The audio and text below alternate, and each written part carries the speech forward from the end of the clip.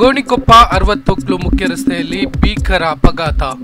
ಸ್ಕೂಟಿಗೆ ಡಿಕ್ಕಿಪಡಿಸಿದ pickup Bolero jeep. ಸ್ಥಳದಲ್ಲಿಯೇ ಮೃತಪಟ್ಟ ಮಾಜಿ ಗ್ರಾಮ ಪಂಚಾಯಿತಿ ಸದಸ್ಯೆ ಪ್ರಭಾವತಿ.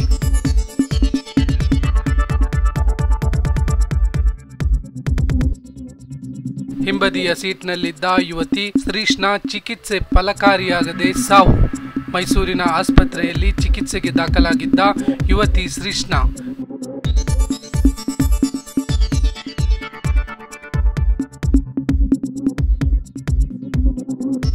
ಜೀಪ್ ಚಾಲಕ ಅಸ್ಸಾಂ ಮೂಲದ ಕಮಲ್ ಸಿಂಗ್ ಪೊಲೀಸರ ವಶಕ್ಕೆ. ರಾತ್ರಿ 8:30 ಸುಮಾರಿಗೆ ಗೋಣಿಕೊಪ್ಪ 60 ರಸ್ತೆಯಲ್ಲಿ ನಡೆದ ಅಪಘಾತ.